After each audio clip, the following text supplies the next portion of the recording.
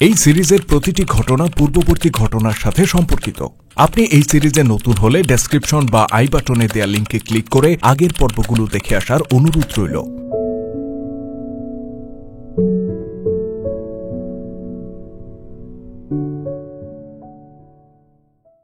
মুজাহিদদের মনে কোনো শঙ্কা ছিল না, মাথায় কোনো দুশ্চিন্তা কিংবা বদ মতলব ছিল না।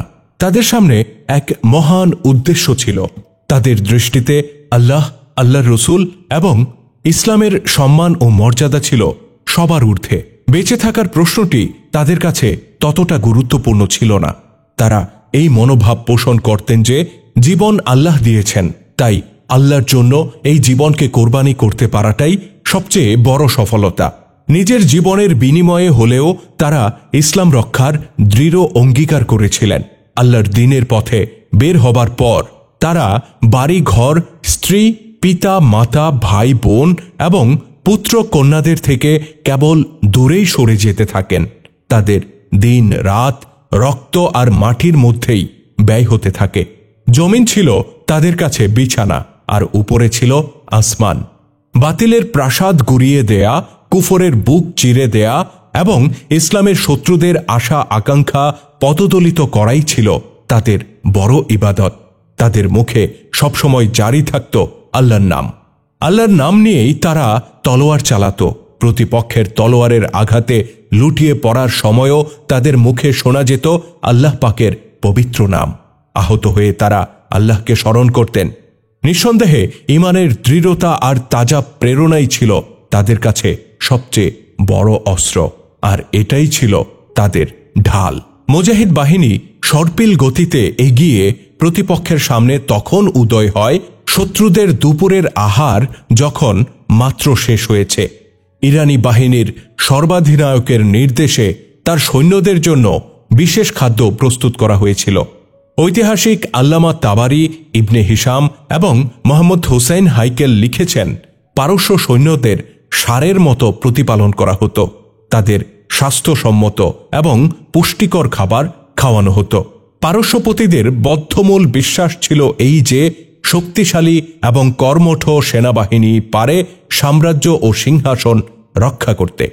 ইরান সেনাপতি জাবান অন্য সময়ের চেয়েও এ সময় উত্তম ও মজাদার খাবার তৈরি করায় তার অধীনস্থ বাহিনী রীতিমতো তৃপ্তি সহকারে এই খাবার খাচ্ছিল।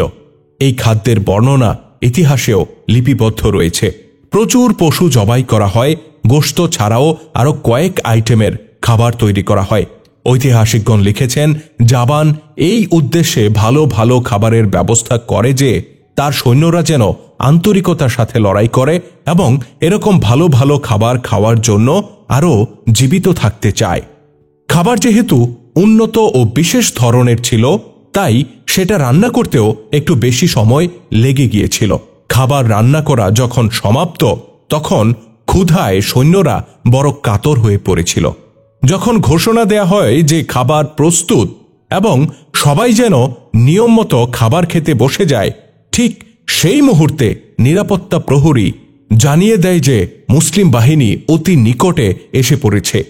প্রহরীর এই ঘোষণা ইরানি ফৌজ ও ইহুদিদের মাঝে ভীতি ও উদ্বেগ ছড়িয়ে দেয়। সালার এবং কমান্ডারগণ গলা ফাটিয়ে সৈনিকদেরকে যুদ্ধের প্রস্তুতি এবং সারিবদ্ধ হওয়ার নির্দেশ দিতে থাকে। কিন্তু সৈন্যদের সামনে যে সুঘ্রাণ আর মজাদার খাবার ছিল, তা ছেড়ে তৎক্ষণাৎ উঠে যেতে তারা রাজি হয় না। আল্লামা তাবারির বর্ণনা প্রমাণ করে যে সৈন্যদের থেকে বড় জোরালো এই আওয়াজ ওঠে যে মুসলিমরা এখনো বেশ দূরে আছে আর আমরা ক্ষুধায় কাতর হয়ে আছি। তারা যুদ্ধের ময়দানে আসার আগেই আমরা খানা খেয়ে নিতে পারব। অনেক সৈন্য সালারদের আহ্বান কানে না তুলে খাওয়া শুরু করে দেয়। এদিকে খালিদ রাদিয়াল্লাহু তাআলা আনহুর বাহিনী যুদ্ধের প্রস্তুতি নিয়ে একেবারে সামনে এসে দাঁড়ায়। তারা যুদ্ধস্থলে পৌঁছেই যুদ্ধ শুরু করার জন্য উন্মুখ হয়েছিল। ইরানি বাহিনী ও ইহুদিদের মাঝে তারাও ছিল ইতিপূর্বে যারা মুসলিমদের হাতে পরাজিত হয়েছিল। তারা নিজেদের ফৌজ মুসলিমদের তলোয়ার ও বর্ষায় নির্মমভাবে নিহত হতে ইতিপূর্বে কয়েকবার দেখেছিল। এই সমস্ত লোকেরা মুসলিমদের কথা শুনেই ভীত হয়ে পড়ে। পূর্ব পরাজিত এই সৈনিকদের কয়েকজন বেশ অনুরোধ করে বলতে থাকে, তোমরা শীঘ্রই পানাহার ত্যাগ করো, এই মুসলিমদেরকে তোমরা সুযোগ দিও না, তারা একবার সুযোগ পেলে তোমাদেরকে নির্বিচারে হত্যা করবে, তোমরা পালানোরও সুযোগ পাবে না। এই অবস্থায় আহাররত সৈনিকরা অগত্যা মাঝপথেই উঠে পড়ে।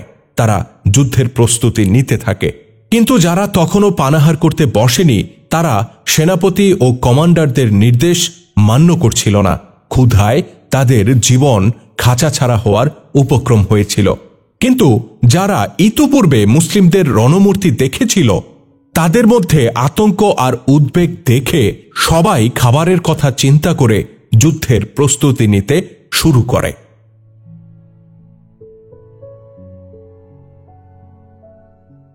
এদিকে মুজাহিদ বাহিনী আরো সামনে এগিয়ে আসে। হযরত খালিদ রাদিয়াল্লাহু তাআলা আনহু তাদেরকে প্রয়োজনীয় পরামর্শ ও দিক নির্দেশনা দান করেন। শত্রুবাহিনী তখনও ঘোড়ায় জিন স্থাপন ও দেহে বর্ম ধারণে ব্যস্ত ছিল। জাবান আরেকটু সময় হাতে পেতে তৎকালীন রীতি অনুযায়ী ইহুদি নেতা আব্দুল আসওয়াদ আজলিকে মল্লযুদ্ধ করতে সামনে পাঠায়। আব্দুল আসওয়াদ ইহুদিদের সারি ডিঙিয়ে সামনে গিয়ে মুসলিমদেরকে লক্ষ্য করে বলে, আমার মোকাবেলা করার হিম্মত তোমাদের মধ্যে কার আছে? আমার তলোয়ারে দ্বিখণ্ডিত হয়ে মৃত্যুর স্বাদ গ্রহণ করার ইচ্ছে যদি কারো থাকে তাহলে সে যেন সামনে আসে। হযরত খালিদ রাদিয়াল্লাহু তাআলা আনহু খাপ থেকে তরবারি টেনে বের করে উপরে তুলে ধরেন এবং বলেন, আমি ওয়ালিদের পুত্র। একথা বলতে বলতে তিনি ঘোড়া ছুটিয়ে দেন। তিনি বলেন, আমার তলোয়ার তোমার মতো ব্যক্তির খুনের পিপাসী, বলো কে তুমি, কে তোমার পরিচয়? লোকটি বড় আওয়াজ তুলে বলে, আমি আব্দুল আসওয়াদ, আজলান গোত্রের নাম সমুন্নত রাখতে আমি এই ময়দানে এসেছি। খালিদ রাদিয়াল্লাহু তাআলা আনহুর ঘোড়া তার পাশ কেটে বেরিয়ে যায়, একটু আগে গিয়ে আবার পেছনে ফিরে আসে। খালিদ রাদিয়াল্লাহু তাআলা আনহুর তলোয়ার কোষমুক্ত ছিল।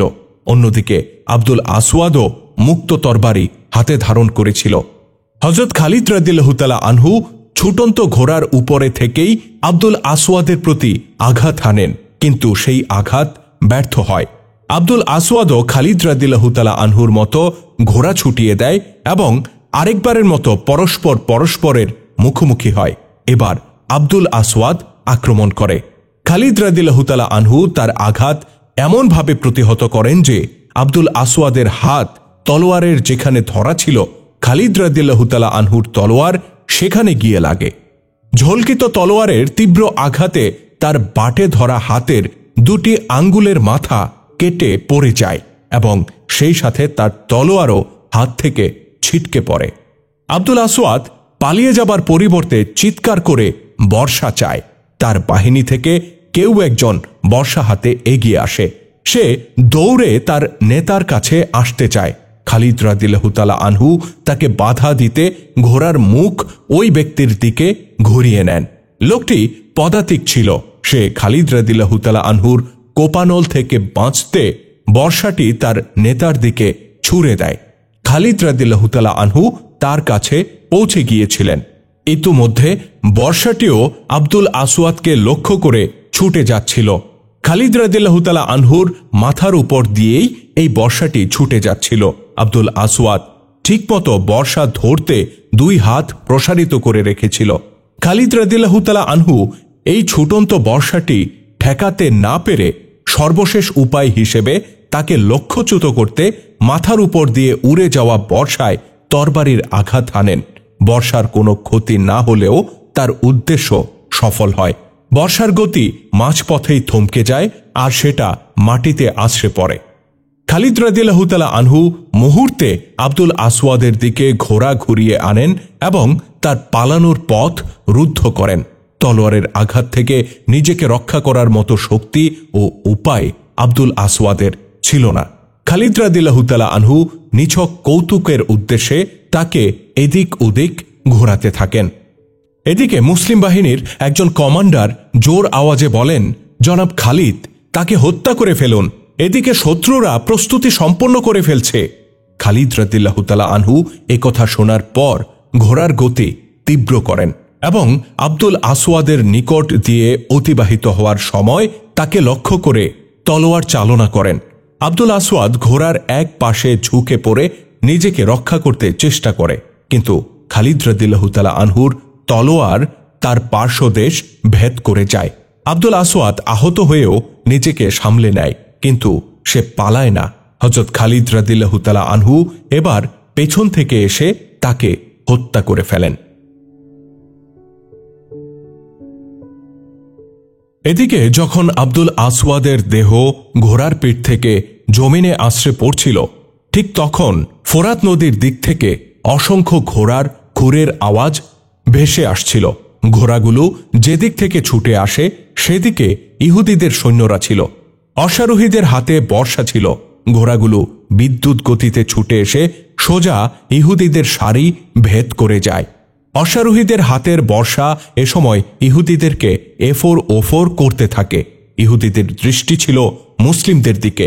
তারা পেছন থেকে এই আগত আক্রমণ প্রতিহত করার কোনো সুযোগই পায় না। গেরিলা আক্রমণের হইচয়ের মাঝে একটি কণ্ঠ সকলের কানে আঘাত করে। কণ্ঠটি বলে ওঠে, আমি হারেসার পুত্র মুসান্না, আমরা তোমাদেরই গোত্রের লোক। এই অশ্বারোহীরা হযরত মুসান্নার অধীনস্থ বাহিনী ছিল। খালিদ রাদিয়াল্লাহু তাআলা আনহুর অনুমতিক্রমে তিনি এই বাহিনীকে মূল বাহিনী থেকে পৃথক রেখেছিলেন। তারা গেরিলা হামলায় অত্যন্ত দক্ষ ও পটু ছিল। বর্তমান যুদ্ধে কৌশল হিসেবে গেরিলা হামলা চালানোর প্রয়োজনও ছিল খুব বেশি, কারণ এই রণাঙ্গন সর্বোচ্চ 2 মাইল দীর্ঘ ছিল। ডানে বামে ছিল 2টি নদী। খালিদ রাদিয়াল্লাহু তাআলা আনহু যুদ্ধের আগেই জানিয়ে দিয়েছিলেন যে এই রণাঙ্গনে বিশেষ কৌশল অবলম্বন করা তার পক্ষে সম্ভব হবে না। এই যুদ্ধ হবে সম্পূর্ণরূপে মুখোমুখি যুদ্ধ। তাই এই যুদ্ধে সফলতার একটি মাত্র পথ, আর তা হল শত্রুর উপর ভারী এবং প্রচণ্ড গতিতে হামলা চালানো। খালিদ রাদিয়াল্লাহু তাআলা আনহু মল্লযুদ্ধ শেষ হতেই একযোগে ঝাঁপিয়ে পড়ার নির্দেশ দেন।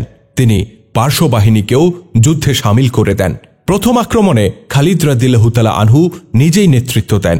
পার্শ্ববাহিনীর সালাররাও নিজ নিজ বাহিনীর সাথে গিয়ে আক্রমণে শরিক হন। ইরানিরা দৃঢ়তার সাথে এই আক্রমণ মোকাবেলা করে। তবে মুসলিমরা ইরানিদের এই দুর্বলতাকে কাজে লাগায় যে ইরানিরা লড়াইয়ের জন্য পূর্ণরূপে প্রস্তুত ছিল না। ইউরোপীয় ঐতিহাসিকরা স্পষ্ট ভাষায় লিখেছে যে ইরানি বাহিনী মানসিকভাবেও যুদ্ধের জন্য প্রস্তুত ছিল না। তারা ছিল ক্ষুধার্ত। প্লেটে পরিবেশিত ওই সুস্বাদু ও মজাদার খাবার ছেড়ে তাদের তলোয়ার হাতে তুলে নিতে হয়, যা তাদের জন্য বিশেষভাবে রান্না করা হয়েছিল। তবে তারা যেহেতু সংখ্যায় ছিল কয়েক গুণ বেশি, তাই তারা মুসলিমদের প্রথম আক্রমণকে বেশ দৃঢ়তার সাথেই মোকাবেলা করে। এই যুদ্ধে মুসলিমদের ব্যাপক জানের কোরবানি করতে হয়। ইরানি বাহিনী পূর্ণ প্রস্তুতি না নিলেও প্রথম ধাপেই অনেক মুসলিমকে তারা শহীদ করে দেয়। এই অবস্থায় খালিদ রাদিয়াল্লাহু তাআলা আনহু খানিকটা পেছনে সরে আসেন এবং অন্য গ্রুপকে সামনে পাঠান। ইরানিরা সংখ্যায় অনেক বেশি ছিল। একজন মুজাহিদের প্রতিপক্ষ ছিল 4 থেকে 5 জন ইরানি এবং ইহুদি। শত্রুকে এই সুযোগ থেকে বঞ্চিত করতে মুসান্নার দুর্ধর্ষ গেরিলা বাহিনী শত্রু শিবিরে ঝড় তুফান সৃষ্টি করতেই থাকে। হযরত মুসান্না তার বাহিনীকে কয়েকটি ক্ষুদ্র দলে ভাগ করে দেন। তারা পালাক্রমে ঘোড়া ছুটিয়ে এসে শত্রুদের পেছনে এবং পার্শ্বদেশে যমদূতের মতো হামলা করতে থাকে, আর চোখের পলকে বর্ষার আঘাতে কয়েকজনকে ধরাশায়ী করে তারা আবার তীর বেগে বেরিয়ে যেতে থাকে। এই আক্রমণের কারণে শত্রুরা তাদের পেছনের দিকেও দৃষ্টি নিক্ষেপ করতে বাধ্য হয়, কিন্তু মুসান্নার বাহিনীর নাগাল তারা পায় না। ঠিক এই সময় যুদ্ধের ময়দানে একটি ঘোষণা শোনা যায়। একটি কণ্ঠ বলে ওঠে, হে বনু বকর গোত্র এবং জরথুস্ত্রের পূজারীরা, তোমরা দৃঢ় পদে লড়াই চালিয়ে যাও। মাদায়েন থেকে বাহমান আরও অনেক সৈন্য নিয়ে আমাদেরকে সহযোগিতা করতে এগিয়ে আসছে। ঘোষক ব্যক্তি থেকে থেকে ঘোষণাটি বারবার প্রচার করতে থাকে। এই ঘোষণাটি খালিদ রাদিয়াল্লাহু তাআলা আনহুকে বেশ বিচলিত করে তোলে। তিনি দূত মারফত ডান ও বাম বাহুর সালারদেরকে সব দিকে সজাগ দৃষ্টি রাখতে বলেন। খালিদ রাদিয়াল্লাহু তাআলা আনহু তার রিজার্ভ বাহিনীকেও পূর্ণ সতর্ক করে দিয়ে বলেন যে পেছন থেকে আক্রমণের আশঙ্কা রয়েছে। তবে অধিকাংশ ঐতিহাসিকদের অভিমত বাহমান মাদাইন থেকে কোনো সৈন্য নিয়ে আসেনি। কোনো ঐতিহাসিক এই তথ্য লেখেননি যে বাহমান জাবানের সাহায্যে কেন এগিয়ে আসেনি। ঐতিহাসিক ইয়াকুত লিখেছেন বাহমান নিজের বাহিনীতে ফিরে আসছিল, যেহেতু জাবানের নেতৃত্বাধীন এই বাহিনীর মূল কমান্ডার ছিল মূলত বাহমান। পথিমধ্যে পলায়নরত কতক সৈন্যের সাথে তার দেখা হয়ে যায়। তারা উল্লিশের বর্তমান অবস্থা তাকে অবহিত করে। বাহমান সৈন্যদের মাঝে ফিরে যাবার পরিবর্তে সেখানেই যাত্রা বিরতি করে। তার উদ্দেশ্য ছিল পরাজয়ের দায় দায়িত্ব এড়িয়ে যাওয়া। ভর্ৎসনার গ্লানি থেকে সে নিজেকে দূরে রাখতে চায়। মোট কথা, রণাঙ্গনের এই উপর্যুপরি ঘোষণার বাস্তবতা যাই হোক না কেন, মুসলিমদের মাঝে তা নতুন প্রেরণা সৃষ্টি করে। খালিদ রাদিয়াল্লাহু তাআলা আনহু ঘোষণা করেন যে মাদায়েনের সৈন্য এখানে এসে পৌঁছানোর আগেই তোমরা এই বাহিনীর কোমর ভেঙে দাও। কিন্তু ইরানি বাহিনী এবং ইহুদিরা প্রস্তরময় প্রান্তের মতো দৃঢ়, অটল, অবিচল হয়ে থাকে। খালিদ রাদিয়াল্লাহু তাআলা আনহু প্রতিটি রণাঙ্গনেই ঘোড়ার পিঠে চড়ে আল্লাহ পাকের কাছে দোয়া করতেন। কিন্তু এটাই ছিল প্রথম যুদ্ধ যেখানে তিনি ঘোড়া থেকে মাটিতে নেমে আসেন এবং হাঁটু ফেলে দুই হাত তুলে আল্লাহ পাকের কাছে সাহায্য কামনা করেন। তিনি বলেন, হে পরওয়ারদিগার, আমাদের শক্তি বৃদ্ধি করে দাও, আমাদের মনোবল অটুট করে দাও, যেন আমাদের আক্রমণের মুখে শত্রুরা পিছুপা হতে বাধ্য হয়। আমি অঙ্গীকার করছি যে আপনার দিনের শত্রুদের রক্তে আমি এই নদী রাঙিয়ে দেব। খালিদ রাদিয়াল্লাহু তাআলা আনহু দোয়া শেষ করে ঘোড়ায় চড়ে বসেন এবং নতুন উদ্দীপনা নিয়ে হামলা চালাতে থাকেন। ইতিমধ্যে ডান ও বাম বাহুর কমান্ডার দ্বয় দুই দিক থেকে শত্রুদেরকে প্রায় ঘেরাও করে ফেলেছিল। মুসান্নার বাহিনীও অব্যাহত গেরিলা হামলার মাধ্যমে শত্রুদেরকে একের পর এক পর্যুদস্ত করে যাচ্ছিল। চতুর্মুখী পরিকল্পিত তীব্র হামলার মুখে শত্রুদের পা টলায়মান হয়ে ওঠে। শত্রু সংখ্যা বেশি হওয়ায় তুলনামূলকভাবে তারাই অধিক হারে আহত ও নিহত হতে থাকে। নিজেদের পক্ষের সৈন্যদের এই ব্যাপক হত্যার চিত্র দেখে ইতিপূর্বের বিভিন্ন যুদ্ধে যারা পালিয়ে আত্মরক্ষা করেছিল সেই ইরানি সৈন্যরা এবারও সবার আগে সাহস হারিয়ে ফেলে এবং রণাঙ্গন থেকে দ্রুত সরে যেতে সচেষ্ট হয়। তাদের দেখাদেখি অন্য সৈন্যরাও পলায়নের পথ ধরে। শত্রুদের পিছু হটার দৃশ্য দেখে মুসলিম বাহিনী আক্রমণ আরও তীব্র করে তোলে। তাদের তলোয়ার এখন অগ্নিস্ফুলিঙ্গ আর বিদ্যুৎ বর্ষণ করতে থাকে। এরপর হঠাৎ করেই কাফেররা সম্মিলিতভাবে রণে ভঙ্গ দিয়ে পালাতে শুরু করে।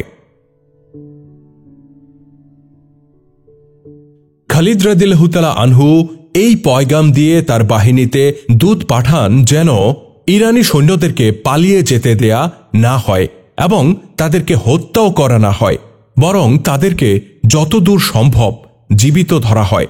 তার এই ঘোষণার তাৎক্ষণিক ফল এই দেখা দেয় যে কাফেররা পালানোর পরিবর্তে গণহারে অস্ত্র সমর্পণ করতে শুরু করে। অনেকে পলায়ন করাকেই ভালো মনে করে সটকে পড়তে চেষ্টা করে, কিন্তু মুসান্নার বাহিনী তাদের ইচ্ছায় বাঁধ সাধে। এই বাহিনী পেছনে ছিল। যারা পেছন দিক দিয়ে পালানোর চেষ্টা করছিল, মুসান্নার বাহিনী তাদেরকে ঘেরাও করে করে ফিরিয়ে আনতে থাকে। যুদ্ধ সমাপ্ত হয়ে যায়। রণাঙ্গন ভরে উঠেছিল লাশ আর আহতদের দিয়ে, আর রণাঙ্গনের এক কোণে সেই খাবার অবহেলায় পড়েছিল যা শত্রুরা খাওয়ার জন্য প্রস্তুত হয়েছিল। খালিদ রাদিয়াল্লাহু তাআলা আনহুর নির্দেশে মুজাহিদরা এবার খানা খেতে বসে পড়েন, আর পলায়নরত সৈন্যদেরকে যারা ধরে আনছিল তারাও পালাক্রমে আহার সেরে নেয়। হযরত খালিদ রাদিয়াল্লাহু তাআলা আনহু এবার মুজাহিদদের দৃষ্টি আকর্ষণ করে বলেন, আল্লাহ তাআলা তোমাদের জন্য এই খাবার প্রস্তুত করে রেখেছিলেন, প্রাণ ভরে খেয়ে নাও। মুসলিমরা বিভিন্ন পদের খাবার দেখে বিস্মিত হয়ে পড়ে। তারা ইতিপূর্বে এরকম খাবার খাওয়া তো দূরে থাক, জীবনে চোখেও দেখেনি। তারা জবের রুটি, ওটের দুধ এবং খেজুর খেতে অভ্যস্ত ছিল, আর খাদ্য বলতে তারা এগুলোকেই বুঝত।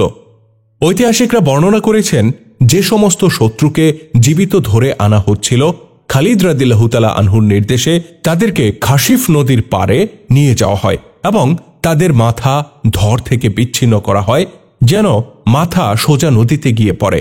অতঃপর মুন্ডুহীন ধর নদীর কূলে এমনভাবে নিক্ষেপ করা হতো যেন তার রক্ত নদীতে গিয়ে পড়ে। এভাবে নিহতের সংখ্যা হাজারেরও বেশি ছিল। অমুসলিম ঐতিহাসিক এবং বিশেষজ্ঞরা খালিদ রাদিয়াল্লাহু তাআলা আনহুর এই নির্দেশকে জুলুম হিসেবে অভিহিত করেছে, কিন্তু খালিদ রাদিয়াল্লাহু তাআলা আনহুর এই নির্দেশের কারণ ছিল নিজের অঙ্গীকার পূরণ করা। তিনি যুদ্ধের এক পর্যায়ে আল্লাহর দরবারে হাত তুলে অঙ্গীকার করেছিলেন যে যুদ্ধে বিজয়ী হলে শত্রুর রক্তে তিনি এই নদীকে রাঙিয়ে দেবেন। যে নদীর কূলে এই হত্যাকাণ্ড চলে সেখানে একটা বাঁধ ছিল। এই বাঁধের ফলে নদীর পানি থমকে ছিল, পানিতে কোনো প্রবাহ ছিল না, যে কারণে রক্তও জমে থাকছিল, সেটা পানিতে প্লাবিত হচ্ছিল না। এক ব্যক্তি খালিদ রাদিয়াল্লাহু তাআলা আনহুকে পরামর্শ দেয় যেন এই বাঁধ খুলে দেওয়া হয়, তাহলেই কেবল রক্তের নদী বইবে, নতুবা যত মানুষকেই হত্যা করা হোক তা নদীতে কোনোভাবেই প্লাবন সৃষ্টি করতে পারবে না। অতঃপর খালিদ রাদিয়াল্লাহু তাআলা আনহুর নির্দেশে নদীর বাঁধ খুলে দেয়া হয়। হাজার হাজার মানুষের রক্ত নদীতে পড়লে পানি লাল হয়ে যায় এবং বাঁধ যখন মুক্ত হয় তখন স্রোতের বেগে সেই রক্ত বইতে থাকে। এ কারণে ইতিহাসে এই নদীকে রক্ত নদী বলে অভিহিত করা হয়েছে। কোন কোন ঐতিহাসিকের অভিমত, পলায়নরত এবং আত্মসমর্পণকারী সৈনিকদেরকে খালিদ রাদিয়াল্লাহু তাআলা আনহু এই কারণে গণহারে হত্যা করেন যে এই সৈনিকরা এক যুদ্ধে পরাজিত হয়ে পালিয়ে গিয়ে আবার পরবর্তী যুদ্ধে উপস্থিত হতো। এর প্রতিষেধক হিসেবে খালিদ রাদিয়াল্লাহু তাআলা আনহু সিদ্ধান্ত নেন এবার একজন সৈন্যকেও জীবিত রাখা হবে না। বলা হয় একাধারে 3 দিন পর্যন্ত ইরানি এবং ইহুদিদের উপর এই হত্যা চলতে থাকে। এভাবে নিহতের সংখ্যা যোগ করে এই যুদ্ধে ইরানি ও ইহুদি সৈন্যদের নিহতের সর্বমোট সংখ্যা দাঁড়ায় প্রায় 70,000।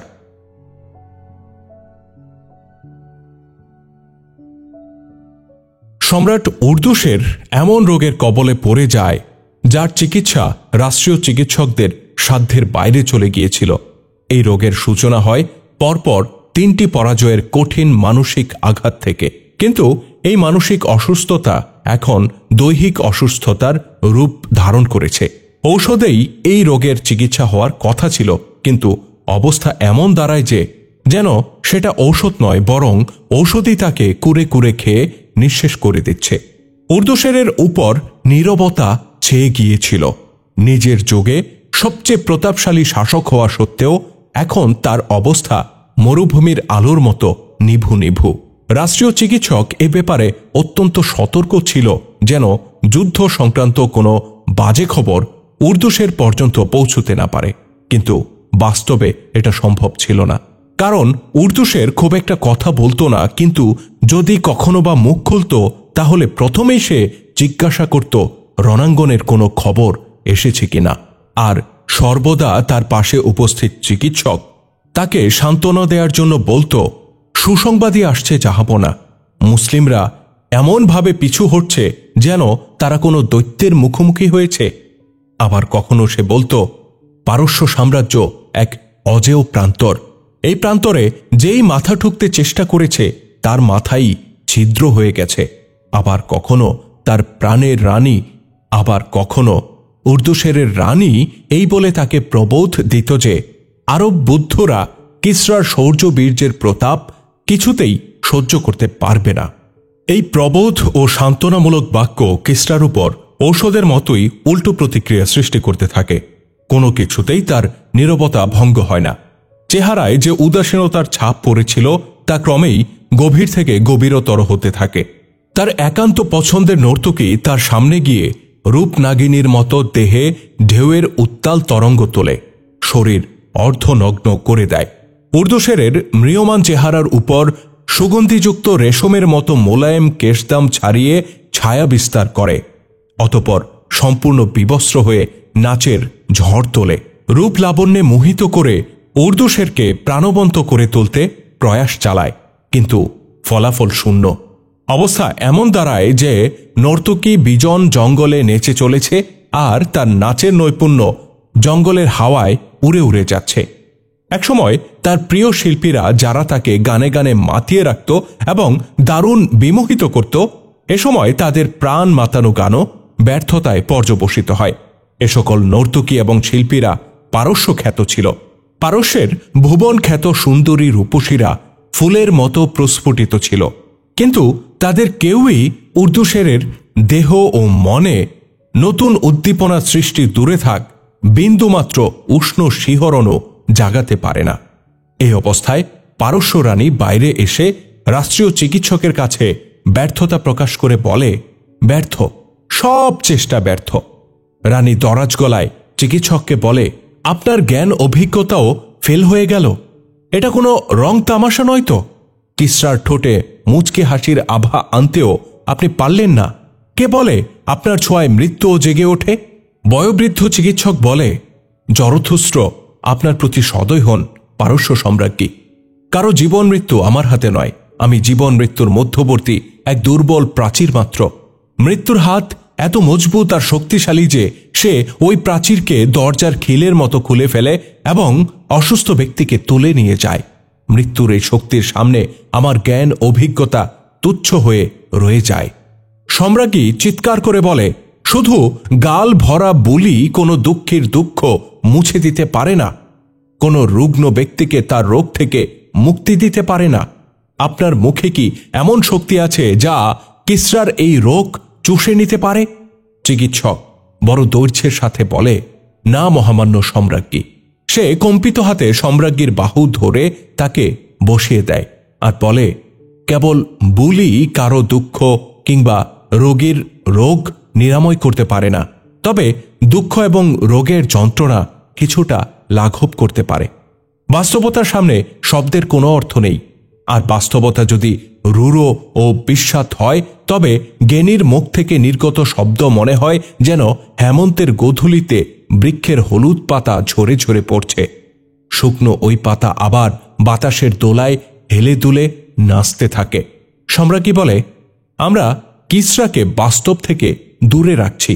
আমি তাকে গান আর বাদ্যে ভুলিয়ে রাখার চেষ্টা করছি। বৃদ্ধ চিকিৎসক বলে, এভাবে আর কতদিন? আমরা কিসরার কাছ থেকে এই রূঢ় বাস্তবতা কতদিন গোপন রাখতে পারব? এই নৃত্য, গান আর মখমলের মতো নরম ও যৌবনদীপ্ত শরীর কিসরা উর্দু শেরের মন কতদিন ভুলিয়ে রাখতে পারবে? কিসরা কেবল সম্রাট হলে তিনি নিজেকে চমৎকারভাবে প্রতারিত করতে পারতেন, পালিয়ে যে নিজেকে বাঁচানোর পথ খুঁজে নিতে পারতেন। কিন্তু তিনি তো কেবল সম্রাটই নন, তিনি বীর যোদ্ধাও বটে। তার ঘোড়ার পদাঘাতে জমিনের তলদেশ কম্পন উঠেছে কতবার। পারস্যের এই বিশাল সাম্রাজ্য কিসরার বাহুবলেরই ফসল। এই সাম্রাজ্য তিনি রোমানদের শক্তিশালী সৈন্যদের হাত থেকে রক্ষা করেছেন। তিনি নিজে অস্ত্র ধারণ করেছেন, ভয়ানক যুদ্ধ করেছেন। ঘুমন্ত সেই সিংহ এখনো জাগ্রত। এতদিন তিনি বিলাসিতায় বিভোর থাকলেও এখন তিনি সতর্ক। ফলে নৃত্য, গান আর জাদুরূপী নারী সবই তার মনে বিরূপ প্রতিক্রিয়া সৃষ্টি করছে। এখন তিনি কোনো নর্তকী কিংবা কণ্ঠশিল্পী নয়, বরং হরমুজ, আন্দরজিঘর, বাহমান বা আনুশজানকে ডেকে ফিরছেন। কোথায় এখন তার এই সকল শ্রেষ্ঠ সেনাপতিরা? আপনি তাকে কিভাবে ধোঁকা দিবেন? সম্রাজ্ঞী দীর্ঘশ্বাস ফেলে বলে, ধোঁকা দিয়ে আর কি লাভ? আপনি ঠিকই বলেছেন, কিন্তু বর্তমান পরিস্থিতিতে করণীয় কি? আমার মাথায় কিছুই আসছে না। আমাদের প্রতিপক্ষ ওই মুসলিমদের সম্পর্কে আপনি কি কিছু জানেন? কয়েকজন ইহুদি এসেছিল, তারা মন্তব্য করছিল মুসলিমদের এমন এক ভরপুর শক্তি আছে যার মোকাবেলা করার সামর্থ্য কারও নেই। আর আমি লক্ষ্য করেছি যে দজলা আর ফোরাতের সংযোগ স্থলে যেসব মুসলমানকে পুনর্বাসিত করে তাদেরকে আমরা গোলাম বানিয়ে রেখেছিলাম এবং যাদেরকে আমরা কীট পতঙ্গের মতো আচরণ করতাম, তারাই আজ মদিনাবাসীর শক্তিতে পরিণত হয়েছে। আমাদের সৈন্যরা তাদের সামনে দিয়ে বকরির মতো পালিয়ে আসছে। বৃদ্ধ চিকিৎসক বলে, এটা চেতনা আর বিশ্বাসের শক্তি। মাননীয় সম্রাজ্ঞী, একটি কথা বলতে চাই, যদিও তা আপনার ভালো লাগবে না। মুসলিমরা বিশ্বাস করে যে বাদশাহীর অধিকার একমাত্র আল্লাহ তাআলার। পৃথিবীর সকল মানুষ তার আজ্ঞাবহ। তারা আরও বিশ্বাস করে সেই আল্লাহ ছাড়া আর কোনো ইলাহ নেই। আপনি এই রহস্যের গূঢ় তত্ত্ব কি অনুধাবন করতে পারেন? সম্রাজ্ঞী জবাবে বলে, না, আমি তাদের এই কথার মর্মার্থ সম্পর্কে একেবারেই অবগত নই। আমি সাধারণভাবে যা বুঝি তা হল বাদশাহী একটা খানদানি ব্যাপার। খানদানের সদস্যরাই পর্যায়ক্রমে বাদশাহ হয়। চিকিৎসক বলে, এই খানদানি রীতির করুণ পরিণতি আপনি নিজের চোখে দেখছেন। যিনি নিজেকে জনগণের সম্রাট বলে মনে করতেন, আজ তিনি নির্জীব নিষ্প্রাণ হয়ে ভেতরে পড়ে আছেন। নিজের রাজত্ব শত্রুর কবল থেকে রক্ষা করতে পারছেন না। তার সেনাবাহিনী শুধু পিছুপাই হচ্ছে। বেচারা সিপাহীদের এত কি দায় ঠেকেছে যে একটি খানদান আর একজন ব্যক্তির রাজত্বের জন্য তারা নিজেদের জীবন যৌবন সমস্ত কিছু মৃত্যুর মুখে ঠেলে দেবে? হাজার হাজার যারা মারা যাচ্ছে তাদের অধিকাংশই পালাতে গিয়ে মারা যাচ্ছে।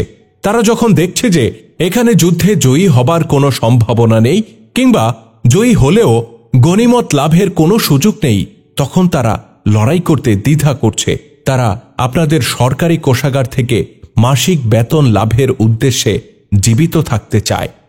সম্রাজ্ঞী উৎসুক হয়ে জিজ্ঞাসা করেন, আর মুসলিমরা, তারা কি চায়? চিকিৎসক বলে, মুসলিমরা, তারা তো কোনো ব্যক্তি স্বার্থে লড়াই করে না। তারা একমাত্র তাদের সৃষ্টিকর্তার সন্তুষ্টি লাভের আশায় লড়াই করে এবং তারা তাদের সেনাপতির নির্দেশ মেনে চলে। বস্তুত এই কারণে সংখ্যায় অল্প হয়েও তারা তুফানের গতিতে ধেয়ে আসে। মাননীয় সম্রাজ্ঞী, প্রত্যেকের চেতনা, বিশ্বাস আর ধর্ম ভিন্ন ভিন্ন হয়ে থাকে। আমি জ্ঞান এবং অভিজ্ঞতার কথা বলছি।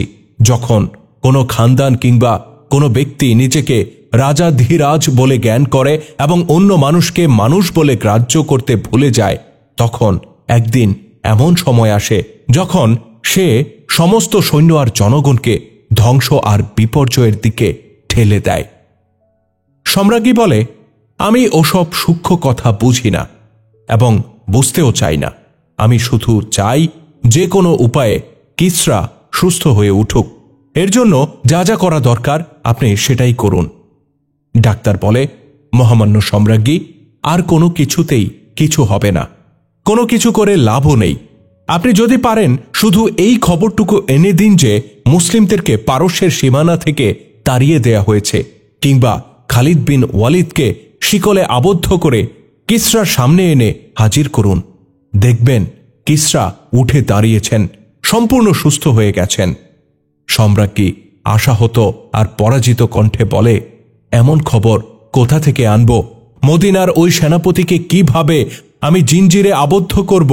আমার সেনাপতি যদি পরাজিত হয়ে জীবিত ফিরে আসত, তবে আমি তার পা মাটিতে পুঁতে তাকে কুকুর দিয়ে খাইয়ে দিতাম।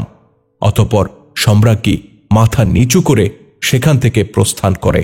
চিকিৎসকের বক্তব্যের রূঢ় বাস্তবতা সে সহ্য করতে পারে না।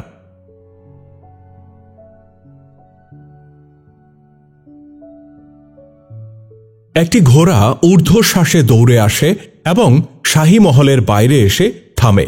সম্রাজ্ঞী ঘোড়ার খুর ধ্বনি শুনেই বাইরে বেরিয়ে আসে। বৃদ্ধ চিকিৎসকও তার পিছনে পিছনে ছুটে আসে। আগত অশ্বারোহী ছিল একজন কমান্ডার।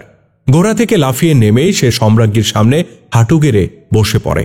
তার মুখ খোলা এবং চোখ সাদা হয়ে গিয়েছিল। চেহারায় শুধু ক্লান্তিই নয়, আতঙ্কও বিরাজ করছিল। সম্রাজ্ঞী জিজ্ঞাসা করে, কোনো সুসংবাদ এনেছ কি? রাজকীয় দাপটের সাথে সে বলে, উঠে বসো আর জলদি আমাকে সুসংবাদ দাও। কমান্ডার বড় বড় নিঃশ্বাস ফেলে বলে, কোনো ভালো খবর নেই। মুসলিমরা সমস্ত সৈন্যকে হত্যা করেছে। তারা আমাদের হাজার হাজার লোককে ধরে নিয়ে খাসিফ নদীর পারে এমনভাবে হত্যা করেছে যে নদীতে রক্তের স্রোত বয়ে গেছে। নদী শুষ্ক ছিল। মুসলিমদের সেনাপতি উপর থেকে নদীর বাঁধ খুলে দিলে নদীতে রক্তের প্রবাহ শুরু হয়ে যায়। সম্রাজ্ঞী ক্রুদ্ধ কণ্ঠে জিজ্ঞাসা করে, তাহলে আপনি কেন ফিরে এসেছেন? নিশ্চয়ই আপনি আমার হাতে নিহত হতে এখানে এসেছেন। কমান্ডার জবাবে বলে, আমি পরবর্তী যুদ্ধে লড়াই করার জন্য জীবিত ফিরে এসেছি। আমি লুকিয়ে আমাদের সৈন্যদের মস্তক ধর থেকে বিচ্ছিন্ন হতে দেখেছি। সম্রাজ্ঞী নির্দেশের সুরে বলে, সাবধান, এই সংবাদ যেন আর কোথাও প্রচার করা না হয়। সম্রাজ্ঞীর কথা শেষ হওয়ার আগেই পেছন থেকে সম্রাট উর্দুশেরের কণ্ঠ ভেসে আসে। সম্রাট বলে, পারস্য সম্রাট এই সংবাদ শোনার জন্যই কেবল জীবিত আছে। সম্রাটের আওয়াজ পেয়ে সম্রাজ্ঞী এবং চিকিৎসক উভয়েই বিস্ফোরিত চোখে পেছনের দিকে তাকায়। একটি পিলারের উপর ভর করে তাদের অদূরেই সম্রাটকে দাঁড়িয়ে থাকতে দেখা যায়। দুই অপূর্ব সুন্দরী এবং তন্বী যুবতী সম্রাটের হাত নিজেদের কাঁধে স্থাপন করে রেখেছিল। সম্রাট কমান্ডারকে নির্দেশ দিয়ে বলে, এখানে এসো। আমি অনুমান করেছিলাম হয়তোবা কোনো দূত এসেছে। বলো আমাকে কি খবর এনেছ। কমান্ডার নিরুপায় হয়ে এক এক করে সব ঘটনা খুলে বলে। পরাজয়ের সংবাদ শোনার সাথে সাথে উর্দুশেরের মাথা সামনের দিকে হেলে যায়। তার দুই হাত ধরে রাখা দুই নারী সম্রাটকে ভর দিয়ে আগলে রাখে। সম্রাজ্ঞী ছুটে এসে সম্রাটের হেলে পড়া মাথা উপরে তুলে ধরে। বৃদ্ধ চিকিৎসক সম্রাটের নাড়িতে হাত রাখে। সম্রাজ্ঞী অসহায়ভাবে চিকিৎসকের দিকে তাকায়। চিকিৎসক নিরাশার ভঙ্গিতে মাথা নাড়ায় এবং কান্নাজড়িত কণ্ঠে চোখ মুখ মুছে বলে, পারস্য সাম্রাজ্য কিসরা উর্দুশেরের থেকে চিরবঞ্চিত হয়ে গেছে। মুহূর্তে শাহী মহলে হুলস্থুল পড়ে যায়। কান্নার রোল ওঠে। উর্দুশেরের লাশ হাতে হাতে তার ওই কামরায় নিয়ে যাওয়া হয় যেখানে বসে সে কয়েকবার বলেছিল, আরবের ওই লুটেরা বৌদ্ধদের ইরান সাম্রাজ্যে পা রাখার সাহস কিভাবে হল। সে এই কামরায় বসে খালিদ রাদিয়াল্লাহু তাআলা আনহু এবং মুসান্নাকে জীবিত অথবা মৃত উপস্থিত করার নির্দেশ দিয়েছিল। এই নির্দেশ প্রতিপালিত হওয়ার আগেই তার লাশ পড়ে গেল এই কামরায়। পরাজয়ের ক্রমাঘাতেই তার এই মৃত্যু হয়েছিল। সম্রাজ্ঞী নির্দেশ জারি করে যে লড়াইরত ইরানি সৈন্যরা যেন কিসরার মৃত্যুর খবর জানতে না পারে।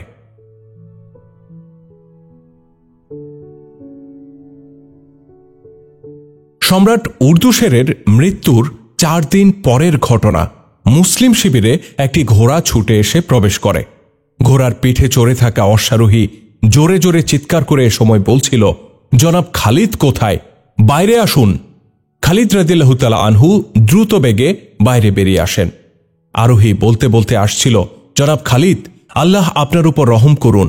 আপনার আতঙ্ক উর্দুশেরের জীবন সংহার করেছে। খালিদ বলেন, তুমি কি উন্মাদ হয়ে গেলে ইবনে হারিসা? খালিদ সামনে এগিয়ে যান। আগত আরোহী ছিলেন মুসান্না ইবনে হারিসা। তিনি ঘোড়া থেকে লাফিয়ে নামেন এবং এত আনন্দে খালিদ রাদিয়াল্লাহু তাআলা আনহুর সাথে আলিঙ্গনে আবদ্ধ হন যে খালিদ রাদিয়াল্লাহু তাআলা আনহু পড়ে যেতে যেতে কোনো রকমে নিজেকে সামলে নেন।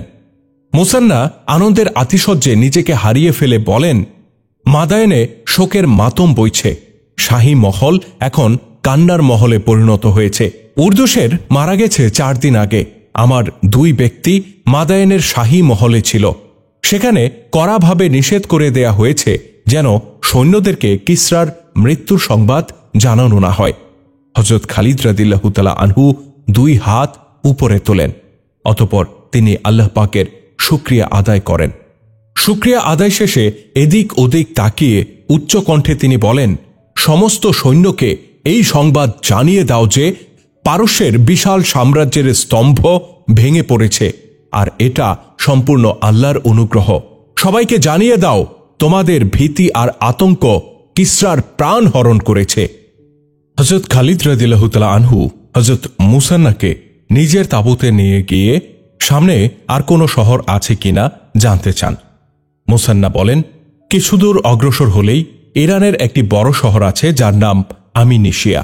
পারস্যের ফৌজ এখানে থাকার কারণে শহরটিকে বড় একটি সামরিক ঘাঁটি বলা যেতে পারে। শহরটি বাণিজ্যের প্রাণকেন্দ্রও বটে। এর আশেপাশের ভূখণ্ড অত্যন্ত উর্বর। বাণিজ্য, তরি তরকারি এবং বাগিচার ফলমূলের কারণে শহরটি শাহী শহর বলে খ্যাত। শহরের নিরাপত্তা ব্যবস্থা অত্যন্ত মজবুত। শহরের ফটকও ইস্পাত দৃঢ়। প্রাচীরের কাছে ভিড়তে চেষ্টা করলে তীর বৃষ্টি নিক্ষেপ করা হয়। এই শহর পদানত করতে হলে ব্যাপক জানমালের কোরবানি দিতে হবে। আপনি এই শহর করায়ত্ত করতে পারলে মনে করবেন শত্রুর একটি মোটা রগ আপনার হাতে মুষ্টিবদ্ধ। খালিদ রাদিয়াল্লাহু তাআলা আনহু জানতে চান, এখনও কি সেখানে সৈন্য আছে, আর যদি থাকে তাহলে তারা সংখ্যায় কত হবে? মুসান্না বলেন, আগে যেমনটা ছিল এখন তেমনটি নেই। আমার জানা মতে 19-এর যুদ্ধে এই শহর থেকে বেশ কিছু সেনা আনা হয়েছিল। একটি ছোট নদী একে বেঁকে ফোরাত নদীতে গিয়ে মিলিত হয়। নদীটির নাম ছিল বাতকলি। এই নদীর সংযোগস্থলের উপকূলে আমিনিশিয়া শহরটি অবস্থিত ছিল। হযরত খালিদ রাদিয়াল্লাহু তাআলা আনহু অনুধাবন করেন যে তার প্রতিটি অগ্রবর্তী কদম পূর্ববর্তী কদমের চেয়ে কঠিন। তদুপরি তিনি নির্দেশ দেন, এখনই আমিনিশিয়া অভিমুখে মার্চ করো। তৎক্ষণাৎ নির্দেশ দানের পেছনে তার উদ্দেশ্য ছিল ইরানীদেরকে সামনে এগোবার সুযোগ না দেয়া।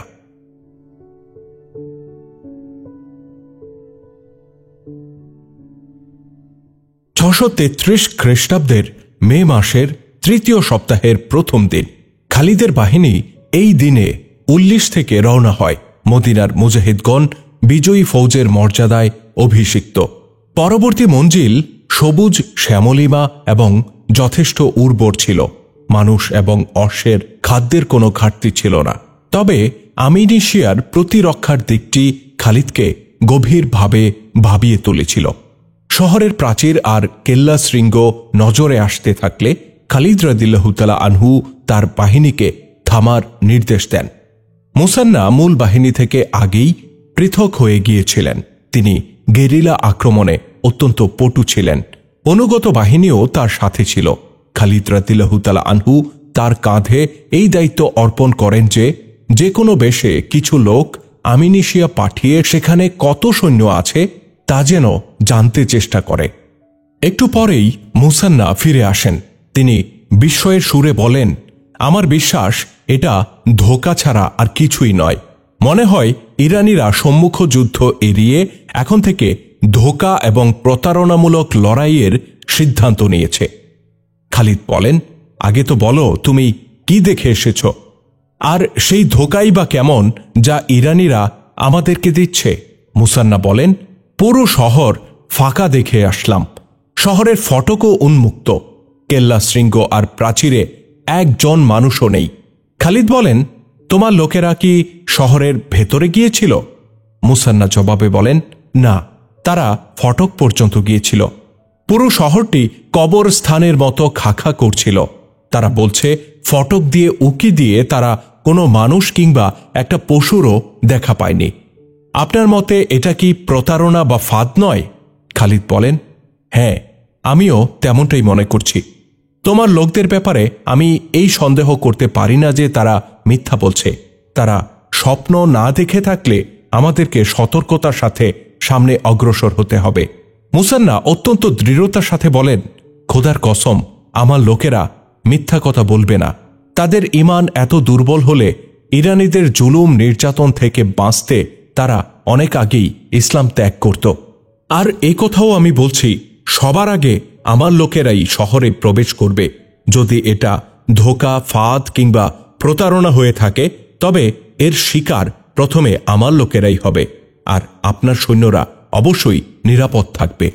খালিদ রাদিয়াল্লাহু তাআলা আনহু তার সহকারী সেনাপতিদেরকে ডেকে পাঠান এবং তাদেরকে অবহিত করেন যে আমিনিশিয়া শহরটি সম্পূর্ণ ফাঁকা, জনশূন্য, আর এটা প্রতারণা হতে পারে। খালিদ বলেন, তারা হয়তো এমনটা পরিকল্পনা করেছে যে শহরের ফটক খোলা দেখে আমরা তার ভেতরে প্রবেশ করব। সবাই ঢুকে পড়লে হঠাৎ দরজা বন্ধ হয়ে যাবে আর আমরা অবরুদ্ধ হয়ে পড়ব।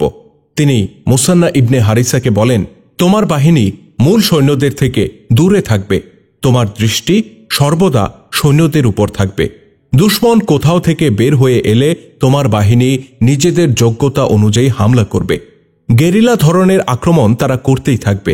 অবশিষ্ট সৈন্যদেরকে খালিদ রাদিয়াল্লাহু তাআলা আনহু 3 ভাগে ভাগ করে ফেলেন।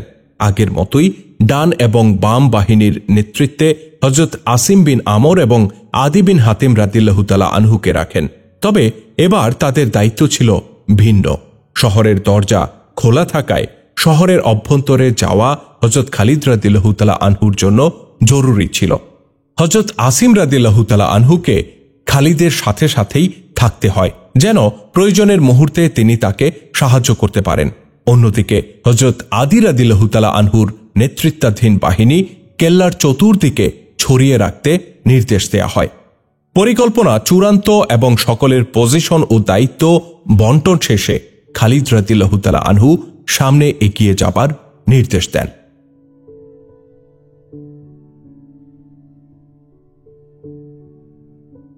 তিন ভাগে বিভক্ত বাহিনী একসাথে শহরের নিকট পর্যন্ত পৌঁছে এরপর সবাই পরস্পর থেকে আলাদা হয়ে যায়। হযরত মুসান্নার জানবাজ সৈনিকরা শহরের বাইরে টহল দিতে থাকে। পাশেই একটা বন ছিল, কিছু এলাকা ছিল খাখা প্রান্তর। হযরত মুসান্না তার বাহিনীকেও কয়েকটি দলে ভাগ করে দিয়েছিলেন।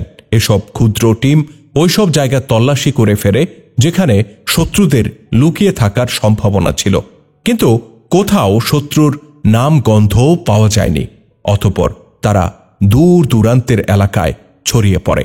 অন্যদিকে মূল বাহিনীর তিনটি অংশ শহরের প্রাচীরের নিকটে পৌঁছলে কমান্ডার আদি ইবনে হাতিম রাদিয়াল্লাহু তাআলা আনহু তার বাহিনীকে শহরের চতুর্দিকে ছড়িয়ে দেন। তিনি তার সৈনিকদেরকে নির্দেশ দেন, শহরবাসী যদি বেরিয়ে না আসে তাহলে তাদের একটা ঘরও আস্ত রাখা হবে না, সব ধূলিসাৎ করে দেয়া হবে। অতঃপর তিনি চিৎকার করে বলেন, হে অগ্নি পূজারীরা, বাঁচতে চাইলে তোমরা বাইরে বেরিয়ে এসো। এভাবে একের পর এক ঘোষণা চলতে থাকে, কিন্তু দরজার ওই পাশে আগের মতোই নীরবতা বিরাজ করতে থাকে। খালিদ রাদিয়াল্লাহু তাআলা আনহু তার খাপ থেকে তলোয়ার টেনে বের করেন। উচ্চ কণ্ঠে তিনি চিৎকার করে বলেন, আমার পেছনে পেছনে আসো। এরপর তিনি ঘোড়া ছুটিয়ে দেন। যে সমস্ত সৈন্য তার সাথে ছিল তারা বাঁধ ভাঙা স্রোতের মতো শহরের দরজা দিয়ে ভেতরে প্রবেশ করে। সবার আগে ছিল অশ্বারোহী বাহিনী। ভেতরে ঢুকেই ঘোড়াগুলো ছড়িয়ে পড়ে। খালিদ রাদিয়াল্লাহু তাআলা আনহু প্রতিটি ঘরে তল্লাশি চালাতে বলেন। তিনি নিজে একটা উঁচু জায়গায় দাঁড়িয়ে যান এবং প্রয়োজনীয় দিক নির্দেশনা দিতে থাকেন। তিনি তার সহকারী আসিম ইবনে হাতিম রাদিয়াল্লাহু তাআলা আনহুকে এই পয়গাম দিয়ে দূত পাঠান যে তিনি যেন নিজের বাহিনীকে ভেতরে নিয়ে আসেন এবং পদাতিক তীরন্দাজদেরকে শহর প্রতিরক্ষার প্রাচীরে ছড়িয়ে দেন। মুহূর্তে আসিম রাদিয়াল্লাহু তাআলা আনহুর তীরন্দাজ ইউনিট সমস্ত প্রাচীরের উপর ছড়িয়ে পড়ে। তারা ভেতরে বাহিরে উভয় দিকে খেয়াল রাখছিল। খালিদ রাদিয়াল্লাহু তাআলা আনহু প্রাচীরের উপরে ওঠেন এবং শহরের চতুর্দিকে প্রদক্ষিণ করে আসেন। শহরের ভেতরে নিজের সৈন্য ছাড়া অন্য কাউকে তার নজরে আসে না। বাইরে হযরত আদি রাদিয়াল্লাহু তাআলা আনহুর বাহিনীও পূর্ণ সতর্ক অবস্থায় ছিল।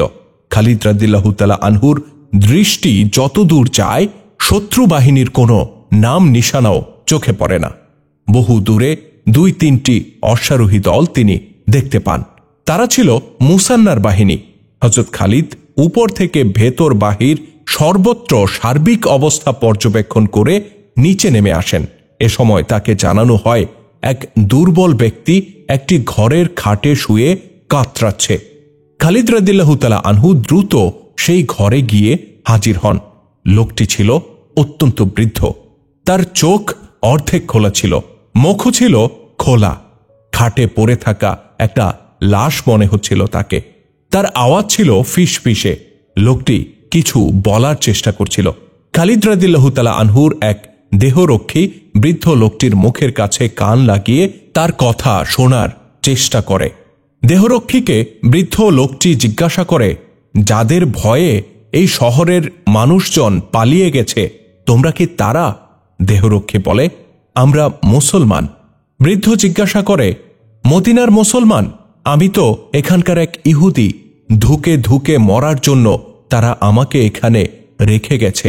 তারা সবাই শহর ছেড়ে চলে গেছে। দেহরক্ষী প্রশ্ন করে, তুমি কি বলতে পারো তারা কোথায় গেছে? বৃদ্ধ বলে, তারা তো পালিয়ে গেছে। তাদের সেনাপতি, কমান্ডার, সৈন্য যারা ছিল তাদের সাথে সাধারণ জনতাও সবাই পালিয়ে গেছে। তোমাদের সেনাপতির নাম কি খালিদ বিন ওয়ালিদ? এখানকার সবাই তাকে জিন এবং দৈত্য মনে করে। কিসরার শক্তিশালী ফৌজকে যে এভাবে পরাস্ত করতে পারে সে তো জিনি হয়ে থাকবে। হযরত খালিদ রাদিয়াল্লাহু তাআলা আনহু পাশে দাঁড়িয়ে থাকলেও তাকে বলেন না যে যাকে তারা জিন বা দৈত্য মনে করে সে তার সামনেই দাঁড়ানো। তিনি তথ্য সংগ্রহের পর তাকে দুধ পান করানোর নির্দেশ দেন। বৃদ্ধের কাছে জানতে চাওয়া হয় সৈন্যরা কোথায় গিয়েছে। বৃদ্ধ জবাবে বলে, সামনে হীরা নামে একটি শহর আছে, সেখানকার শাসকের নাম আমাদাবাহ। হয়তো সেই নির্দেশ দিয়েছে এখানকার লোকজন যেন সবাই হীরায় চলে যায়। আমাদের এই শহরের যুবকেরা মদিনাবাসীদের বিরুদ্ধে লড়তে গিয়েছিল, তাদের অধিকাংশই মারা গিয়েছে। যারা প্রাণ নিয়ে ফিরে এসেছিল তারা সবাই হীরা চলে গিয়েছে। বৃদ্ধ, নারী আর শিশুরা এখানে ছিল। এখানকার লোকেরা খালিদ বিন ওয়ালিদের নামে ভয়ে কম্পমান। পলায়নপর যুবকরা এই ভীতি আরও ব্যাপকভাবে ছড়িয়ে দেয়। তারা বলে, মুসলিমরা রক্তের নদী বইয়ে দিয়েছে, তারা এদিকেই এগিয়ে আসছে। এরপর সবাই পালিয়ে যায়। কেউ এখানে থাকার সাহস করেনি। পালিয়ে যাওয়া তো আমার পক্ষে সম্ভব ছিল না, আমি তো দাঁড়াতেও পারি না। তারা এখানে আমাকে মরার জন্য ফেলে রেখে গেছে। এই বৃদ্ধকে ওটনির দুধ পান করিয়ে নিজের অবস্থার উপর তাকে রেখে দেয়া হয়। প্রায় সকল ঐতিহাসিক এ ব্যাপারে একমত যে পুরো শহর এমনভাবে জনশূন্য হয়ে গিয়েছিল যে গৃহস্থালী আসবাবপত্র এবং মূল্যবান বস্তু সামগ্রী যার যার ঘরেই পড়েছিল। অবস্থা দৃষ্টে মনে হচ্ছিল ঘরের বাসিন্দারা ক্ষণিকের জন্য যেন কোথাও চলে গেছে, হয়তো তারা আর কিছুক্ষণ পরেই ফিরে আসবে। পালিয়ে যাবার ক্ষেত্রে মানুষ যেমন নিজের মূল্যবান জিনিসপত্র নিয়ে যায়, এক্ষেত্রে তেমনটা মনে হচ্ছিল না। হযরত খালিদ রাদিয়াল্লাহু তাআলা আনহুর নির্দেশে সমস্ত সৈন্যদেরকে শহরে ডেকে পাঠানো হয় এবং তাদেরকে গনিমতের মাল সংগ্রহ করার অনুমতি দেয়া হয়।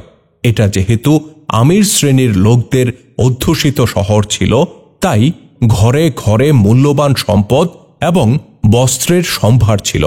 মুজাহিদরা কিছু কিছু জিনিস দেখে রীতিমতো অবাক হচ্ছিল। এ সকল দামি বস্তু তারা নিজেদের দেশে নিয়ে যাবার আগ্রহ ব্যক্ত করতে থাকে। মাল সম্পদ জমা করা হলে খালিদ রাদিয়াল্লাহু তাআলা আনহু সেগুলোর দিকে বিস্ময় ভরা দৃষ্টিতে তাকিয়ে থাকেন। কিছুক্ষণ তাকিয়ে থাকানোর পর তিনি নির্দেশ দিয়ে বলেন, এই সমস্ত বস্তু সামগ্রী আগুনে জ্বালিয়ে দাও। এগুলো ভোগ বিলাসের সামগ্রী। এই সব সম্পদই মানুষকে কাপুরুষ বানায়। তাদের পরিণতি দেখো, তাদের মহল আর ঘরবাড়ি দেখো। খোদার কসম, আল্লাহ যাকে ধ্বংস করতে চান তাকে এরকম ভোগ বিলাসিতার মধ্যেই নিক্ষেপ করেন। আমাদেরকে সামনে এগিয়ে যেতে হবে, আর এই ভোগ বিলাসিতার বস্তুগুলো আমাদের জন্য বোঝা হয়ে দাঁড়াবে। এই সব কিছু জ্বালিয়ে পুড়িয়ে ভস্ম করে দাও, আর স্বর্ণ, হীরা, অলংকার, টাকা পয়সা যা আছে সেগুলো আলাদা করে জমা করো। আল্লামা তাবারি বিশেষভাবে লিখেছেন, হযরত খালিদ রাদিয়াল্লাহু তাআলা আনহু এই দিকটি লক্ষ্য করে মূল্যবান পাত্র, রেশমি কাপড় আর শাসক শ্রেণীর গৃহস্থালীর আসবাবপত্র জ্বালিয়ে দেবার নির্দেশ দেন, যেন এ সকল বস্তুর আকর্ষণ সৈন্যদের মনে প্রভাব ফেলে তাদেরকে যুদ্ধ থেকে বিরত না রাখে। তাবারি ছাড়াও অন্যান্য ঐতিহাসিকরাও লিখেছেন যে এই শহর থেকে যে পরিমাণ গনিমতের মাল পাওয়া যায় তা ইতোপূর্বে অন্য যে কোনো জায়গা থেকে প্রাপ্ত গনিমতের চেয়ে অনেক বেশি ছিল। খালিদ রাদিয়াল্লাহু তাআলা আনহু নিয়ম অনুযায়ী গনিমতের 5 ভাগের 4 ভাগ সৈন্যদের মাঝে বন্টন করে দেন, আর বাকি এক অংশ মদিনায় বাইতুল মালের উদ্দেশ্যে খলিফার কাছে পাঠিয়ে দেন। মালে গনিমতের যে পঞ্চমাংশ মদিনায় পাঠানো হয় তার নেতৃত্বে ছিল আজাল গোত্রের জান্দাল নামক এক ব্যক্তি। ইরানীদের বিরুদ্ধে সংগঠিত ইতিপূর্বে 3 যুদ্ধে যে সকল ইরানি যুদ্ধবন্দী হয়েছিল, মদিনায় প্রেরিত কাফেলায় তারাও ছিল। খলিফা আবু বকর রাদিয়াল্লাহু তাআলা আনহু যুদ্ধবন্দীদের মধ্য থেকে এক রূপসী বাদীকে জান্দালের হাতে পুরস্কার স্বরূপ তুলে দেন। আল্লামা তাবারি লিখেছেন, খলিফা মদিনার মুসলিমদেরকে মসজিদে ডেকে তাদেরকে হযরত খালিদ রাদিয়াল্লাহু তাআলা আনহুর নেতৃত্বে অর্জিত বিভিন্ন বিজয়ের বিস্তারিত বিবরণ শোনান। তিনি বলেন, হে কুরাইশ জাতি, তোমাদের সিংহ আরেক সিংহের উপর ঝাঁপিয়ে পড়ে তাকে কুপকাত করে ফেলেছে। আজকের পর থেকে আর কোনো নারীর পক্ষে খালিদের মতো সন্তান জন্ম দেয়া সম্ভব হবে না।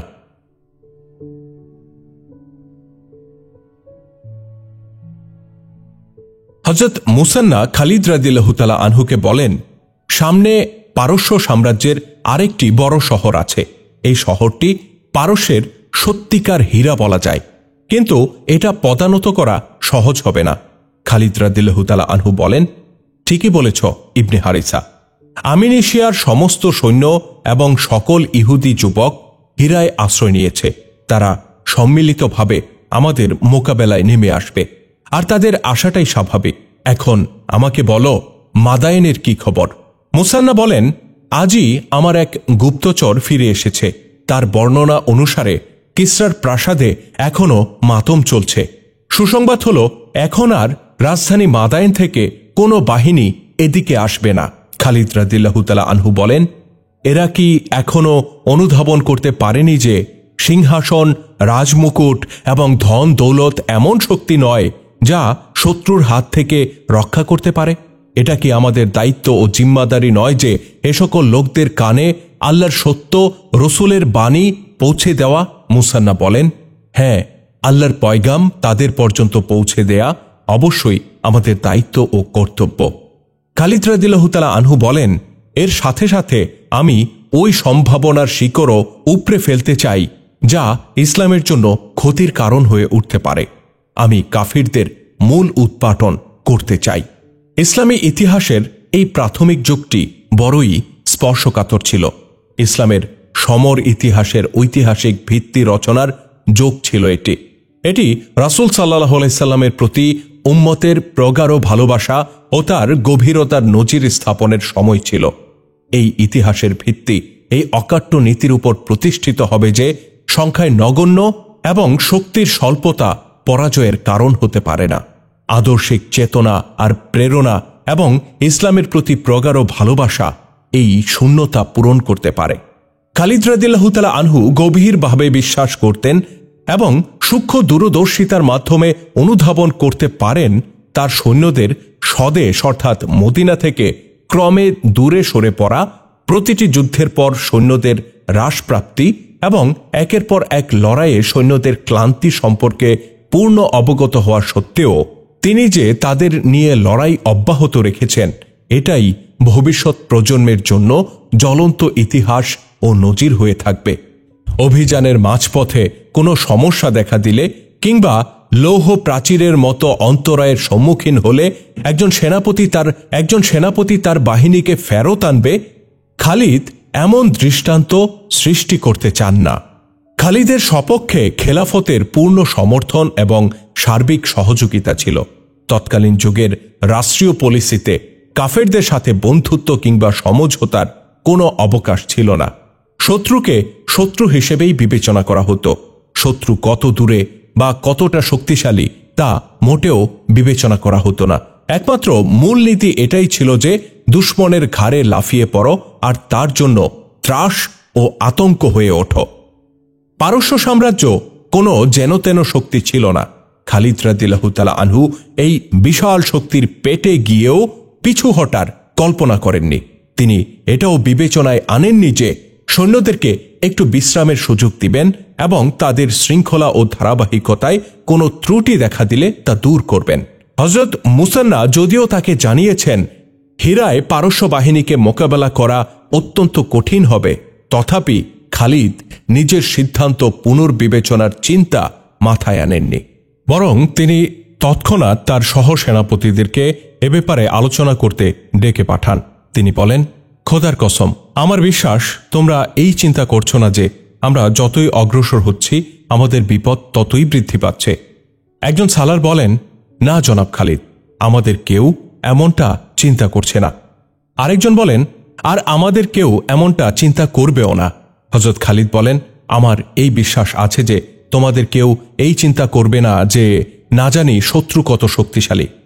হযরত আসিম রাদিয়াল্লাহু তাআলা আনহু বলেন, না, আপনি খুলে বলুন তো আজ এমন কথা কেন বলছেন?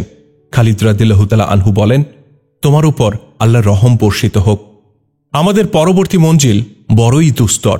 আল্লাহ ভালো জানেন আমাদের মধ্য থেকে কে জীবিত থাকবে আর কে দুনিয়া থেকে চলে যাবে। মনে মনে কল্পনা করো যে নিজ জিম্মাদারি পালন না করে আল্লাহর সামনে গেলে তোমাদের ঠিকানা কোথায় হবে। তোমরা ভালো করেই জানো সেই ঠিকানা কি আর কেমন। যে দৃষ্টান্ত আজ তোমরা রেখে যাবে তা পরবর্তী প্রজন্মের জন্য উত্তরাধিকার হিসেবে বিবেচিত হবে। আর এই দৃষ্টান্ত ইসলামের অস্তিত্বকে সুরক্ষা করবে কিংবা ধ্বংস করবে। ইসলামের স্থায়িত্ব এবং তাকে চির সমুন্নত রাখতে আমাদেরকে লড়াই করতেই হবে। কোরআনের নির্দেশ স্মরণ করো, কুফরি ফিতনা জগতে বিদ্যমান থাকা পর্যন্ত তোমাদেরকে অবিরাম লড়াই করতে নির্দেশ দেওয়া হয়েছে। আর শত্রু যখন অস্ত্র সমর্পণ করে তোমাদের কাছে আত্মসমর্পণ করে তখন তাদেরকে ক্ষমা করতে বলা হয়েছে। সালারদের প্রেরণা নতুনভাবে চাঙ্গা করে খালিদ রাদিয়াল্লাহু তাআলা আনহু বলেন, সামনে ইরানীদের একটি বড় সামরিক ঘাঁটি রয়েছে, এর নাম হীরা। এখানকার শাসক আজাজবে, সে প্রচুর সৈন্য সমবেত করে রেখেছে। ইরানীরা প্রথম যুদ্ধে অসংখ্য নৌযান নিয়ে এসেছিল, সেগুলো বর্তমানে মুসলিমদের অধিকারে আছে। খালিদ রাদিয়াল্লাহু তাআলা আনহু এ সকল নৌযানে করে মুজাহিদদেরকে হীরায় নিয়ে যাবার পরিকল্পনা করেন। পানিপথ তুলনামূলকভাবে সহজ, নিরাপদ আর নিকটবর্তী ছিল। আর এটাই ছিল সর্বপ্রথম যুদ্ধ যে যুদ্ধে মরুভূমির সিংহরা দরিয়ার পিঠে সওয়ার হয়েছিল। নৌযানে আরোহিত সৈন্যদের হেফাজতের জন্য খালিদ রাদিয়াল্লাহু তাআলা আনহু এই ব্যবস্থা গ্রহণ করেন যে নদীর উভয় তীর ধরে 100 থেকে 150 অশ্বারোহীর ব্যবস্থা রাখা হয়। তারা গার্ড দিয়ে নৌচারীদের নিরাপদ গন্তব্যে পৌঁছে দেবে। একের পর এক বিজয়ে উজ্জীবিত সৈন্যরা প্রেরণা আর ইসলামের ভালোবাসার টানে ফোরাত নদীর বুকে চেপে চলছিল। রণসঙ্গীতের প্রতিধ্বনি ছিল যা ফোরাতের লহরের তালে তালে ভাববিহ্বলতা সৃষ্টি করছিল।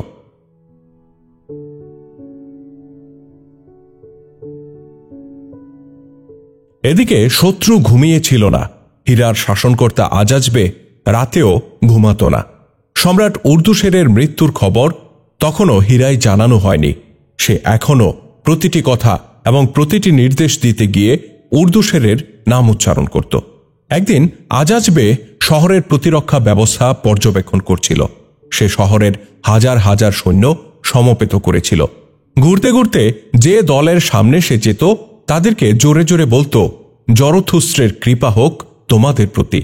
যারা কাজিমা, মাজার এবং উল্লিশের যুদ্ধে বুদ্ধদের হাতে পরাস্ত হয়েছে তারা কাপুরুষ ছিল। তাদের মৃতদেহ জরথুস্ত্রের অগ্নিশিখা চাটছে। হে ঈসা মসীহের অনুসারীরা, তোমরা আমাদের সাথে কাঁধে কাঁধ মিলিয়ে লড়তে এসেছ। স্মরণ করো তোমাদের ওই কন্যাদের কথা যারা বাদী হয়ে মদিনায় পৌঁছে গেছে। স্মরণ করো ওই যুবক পুত্রদের যারা মরদেহের গোশত, নেকড়ে, শিয়াল আর চীন শকুন খেয়ে উদরপূর্তি করছে। যারা বন্দী হয়ে মদিনাবাসীর গোলামের জিঞ্জিরে আবদ্ধ হয়েছে তাদের কথা স্মরণ করো। মুসলিমরা বিজয়ের নেশায় নির্ভীকভাবে এগিয়ে আসছে। তাদের জন্য এমন ভয়ঙ্কর বিপদে পরিণত হও যেন তারা প্রাণ নিয়ে পালাতে না পারে। মহান সম্রাট উর্দুশের নিজেই তোমাদেরকে মোবারকবাদ দিতে আসবেন। তিনি তোমাদেরকে পুরস্কার ও সম্মানে ভূষিত করবেন। শহর প্রতিরক্ষা প্রাচীর ও তার শৃঙ্গ পরিদর্শনের এক পর্যায়ে আজাজবে দূর থেকে এক অশ্বারোহীকে বিদ্যুৎ গতিতে ছুটে আসতে দেখে। আজাজবে চিৎকার করে বলে, দরজা খুলে দাও, এই অশ্বারোহী আমিনিশিয়ার দিক থেকে আসছে। একসাথে একাধিক আওয়াজ উঠে, দরজা খুলে দাও, অশ্বারোহীকে ভেতরে আসতে দাও। আজাজবে অত্যন্ত দ্রুত প্রাচীর থেকে নেমে আসে। অশ্বারোহী পৌঁছার আগেই নগর ফটক খুলে দেয়া হয়। অশ্বারোহী আজাজবের সামনে গিয়ে দাঁড়ায়। আজাজবে উৎকণ্ঠিত হয়ে জিজ্ঞাসা করে, কোনো খবর আছে কি? অশ্বারোহী হাঁপাতে হাঁপাতে বলে, তারা আসছে, তাদের সমস্ত সৈন্য নৌযানে চড়ে আসছে। অতঃপর সে বিস্তারিত তুলে ধরে। আজাজবে বিস্মিত হয়ে জিজ্ঞাসা করে, নৌযানে? বাদ থেকে তারা এখন কত দূরে? অশ্বারোহী জানায়, এখনও তারা বেশ অনেকটা দূরে। আজাজবের একজন ছেলে ছিল যে হীরায় অবস্থানরত পারস্য বাহিনীর একজন অন্যতম সালার হিসেবে দায়িত্ব পালন করত। আজাজবে তার ছেলেকে ডেকে পাঠায়। তার এই ছেলের নাম ইতিহাসে উল্লেখ করা হয়নি, বরং আজাজবের ছেলে হিসেবেই তাকে ইতিহাসে সম্বোধন করা হয়েছে। ছেলেকে ডেকে পাঠিয়ে আজাজবে বলে, আজ তোমার পরীক্ষার দিন। এক অশ্বারোহী বাহিনীকে সাথে নিয়ে দ্রুত গতিতে বাঁধ পর্যন্ত পৌঁছে যাও এবং সেখানে গিয়ে ফোরাতের পানি এমনভাবে চুষে নাও যেন ফোরাত শুকিয়ে যায়। মুসলিম বাহিনী নৌযানে করে আসছে, দেখব তুমি সেখানে প্রথমে পৌঁছাও নাকি মুসলিমরা পৌঁছায়। আজাজবের ছেলে এক অশ্বারোহী ইউনিট নিয়ে ঝড়ের গতিতে শহর ছেড়ে বেরিয়ে পড়ে। হযরত খালিদের বাহিনী বেশ দ্রুত গতিতেই আসছিল। বর্ষার মৌসুম না হওয়ায় নদীর পানি তুলনামূলক কমই ছিল, তবে নৌযান চলাচল করার জন্য যতটুকু পানি দরকার ততটুকু অবশ্যই ছিল। কিন্তু হঠাৎ করেই পানি কমতে শুরু করে। পানি কমতে কমতে একসময় একেবারেই শুকিয়ে যায় এবং সকল নৌযান কাদা মাটিতে আটকে যায়। মদিনার মুজাহিদরা এতে শঙ্কিত হয়ে পড়ে। চোখের সামনে এভাবে হঠাৎ করে নদী শুকিয়ে যাওয়ায় তারা উদ্বিগ্ন হয়ে পড়ে। খালিদ রাদিয়াল্লাহু তাআলা আনহু নিজেও দুশ্চিন্তায় পড়ে যান। নদীর তীর থেকে মুসান্নার আওয়াজ শোনা যায়। তিনি খালিদকে লক্ষ্য করে বলেন, মোটেও ঘাবড়াবেন না, আর মদিনার মানুষেরা তোমরাও ভীত হইও না। নদীর অদূরে একটি বাঁধ আছে, আমাদের শত্রুরা নিশ্চয়ই সেই বাঁধের পানি আটকে দিয়েছে। বিষয়টি বুঝতে পেরে খুব দ্রুত গতিতে নৌযানের আরোহীরা নৌযান থেকে ঘোড়া বের করে এবং একটি অশ্বারোহী দল অল্প সময়ের মধ্যেই বাঁধ পর্যন্ত গিয়ে পৌঁছে। আজাজবের ছেলে তখনও তার বাহিনীর সাথে সেখানে ছিল। মুসলিম অশ্বারোহী দল তাদের উপর একযোগে চড়াও হয় এবং তাদের একজনকেও জিন্দা রাখে না। শত্রু নিধন শেষে মুসলিমরা আবার পানির বাঁধ খুলে দেয়। নৌযান পর্যন্ত পানি পৌঁছে গেলে নৌযানগুলো কাদামুক্ত হতে থাকে। মাঝি মাল্লারা আবার হাল নিয়ন্ত্রণে নেয়। নৌযান ভাসতে থাকে এবং আবারও সাঁতরাতে শুরু করে। আজাজবে সুসংবাদের অপেক্ষায় প্রাচীরে দাঁড়িয়ে অস্থির হয়ে উঠেছিল। তার একজন সালার এ সময় মাথা নিচু করে সামনে এসে দাঁড়ায়। সে বলে, বড়ই দুঃসংবাদ এসেছে। আজাজবে হতচকিত হয়ে প্রশ্ন করে, কোথা থেকে এসেছে? আর বলো, কি সেই দুঃসংবাদ? আমার পুত্র কি নিহত হয়েছে? সালার বলে, না, মাদায়েন থেকে এসেছে এই দুঃসংবাদ। সম্রাট উর্দুসের মারা গিয়েছেন, তবে এই খবর গোপন রাখতে হবে, সৈন্যদেরকে জানানো যাবে না। এরই মধ্যে আরেকজন অশ্বারোহী তাদের কাছে আসে এবং ঘোড়া থেকে নেমে নিয়মতান্ত্রিক শিষ্টাচার পর্ব শেষ করে। আগন্তুক আরোহী বলে, যদি আমার কর্তব্য না হতো তাহলে যে সংবাদ আমি নিয়ে এসেছি তা মুখেও উচ্চারণ করতাম না।